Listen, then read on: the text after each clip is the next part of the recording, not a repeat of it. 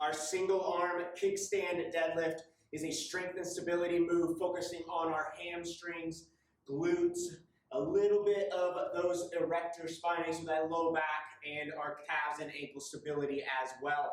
You can do this with a dumbbell or with a kettlebell, either one, or you can do this with pretty much any sort of added weight, maybe a sandbag or a sandbell also for this exercise. Setup for this is you're going to grab your weight, whatever leg you're going to start on, that's the leg we're focusing on, we're going to hold that weight in the same hand. So I'm going to start on my right leg just like in that demonstration. So I'm going to hold that weight in that right hand. If I was starting on my left leg, I'd hold that weight in my left hand. Like I said, you can either use a kettlebell or a dumbbell or any added weight that you have at home.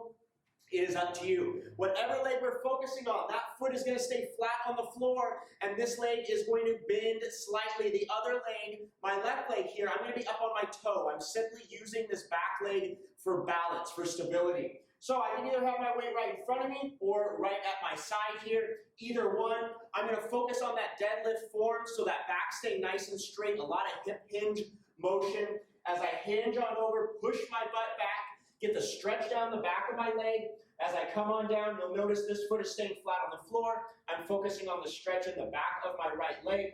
My left leg is staying bent more, and I'm on my toe. I'm simply just using that leg for balance. I should be focusing on feeling it in the back of that right leg.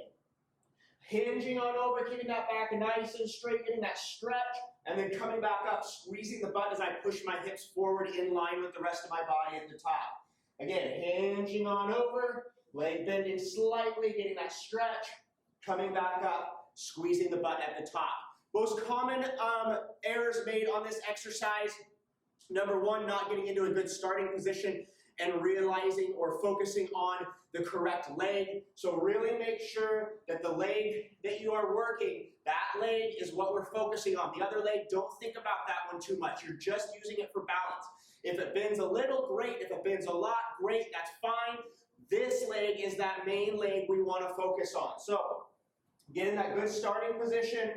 Other leg just up on the toe.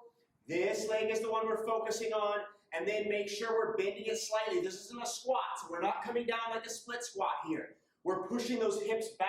This leg is bending just slightly, and we're focusing instead on the stretch down the back of the leg as we hinge on over.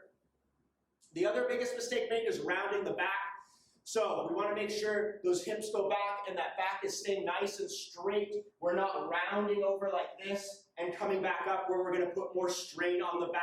So utilize a mirror. This is where a mirror comes in really handy. Look over at that mirror. Make sure you're keeping that back nice and straight, getting that stretch down the back of that right leg.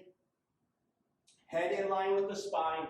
Start off slow. Start off focusing on your form, maybe even without a weight. Focusing on your balance, your stability, trying to focus on feeling that stretch down the back of the leg you're focusing on, and then slowly build up in weight as you get more comfortable with this movement.